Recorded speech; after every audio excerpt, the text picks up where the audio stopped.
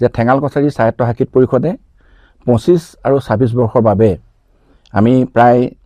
20 কোটি 53 লাখ টকাৰ আমি আঁচনিসমূহ 16টা হেডত আমি আজি মুকলি কৰিছোঁ আৰু আজিৰ প্ৰায় আমাৰ এই বিভিন্ন আঁচনি আমাৰ শুভাৰম্ভ হৈছে এগ্ৰিকালচাৰ হেডত আমি ৰাখিছোঁ 2 কোটি 50 লাখ টকা আমাৰ এডুকেশ্যন হেডত ৰাখিছোঁ প্ৰায় 2 কোটি 27 লাখ টকা আৰু কটেজ ইণ্ডাষ্ট্ৰি বা হেমনত আমি 1 কোটি টকা ৰাখিছোঁ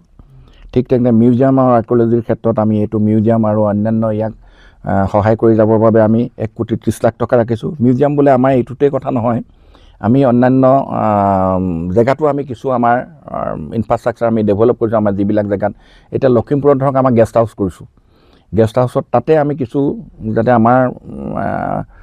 পৌৰাণিক কিছু বস্তু ৰাখিব পাৰোঁ বা এনেকুৱা কালেকশ্যন কৰিব পাৰোঁ তাৰ ক্ষেত্ৰত আমি পইচা ৰাখিছোঁ তাত 1 কোটি 30 লাখ টকা ধাৰ্য কৰা হৈছে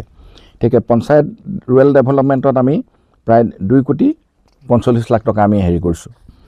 লাইব্ৰেৰী ছাৰ্ভিচ আমি কৰিবৰ কাৰণে আমি 15 লাখ টকা আমি ধৰিছোঁ এনিমেল হাজবেণ্ডেৰীৰ কাৰণে আমি 15 লাখ টকা ৰোডছ এণ্ড ব্ৰিজত আমি পুঁজি আবণ্টন দিয়া হৈছে প্ৰায় 3 কোটি 44 লাখ টকা ৰোডছ এণ্ড ব্ৰিজত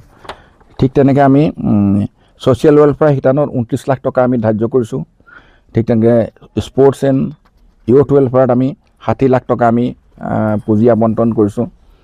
আমি ফ্লাড কণ্ট্ৰলত আমি প্ৰায় 1 কোটি 50 লাখ টকা আমি কৰিছোঁ আৰু টুৰিজিম ছেক্টৰত আমি 86 লাখ টকা আমি কৰিছোঁ আৰ্ট এণ্ড কালচাৰ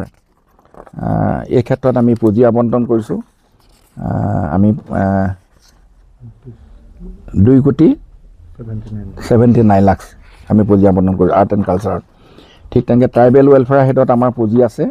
1 কোটি 13 লাখ টকা আৰু সকলো মিলি আমি প্ৰায় 21 কোটি 20 কোটি 53 লাখ টকা পুঁজি আমি আবণ্টন কৰিছোঁ 25-26ৰ বাবে আৰু আজিৰ পৰা আমি এই কামখিনি এক্সিকিউশ্যনৰ কাৰণে আমি অগ্ৰসৰ হৈছোঁ যিকোনো খবৰৰ বাবে যোগাযোগ কৰক আমাৰ এই নম্বৰত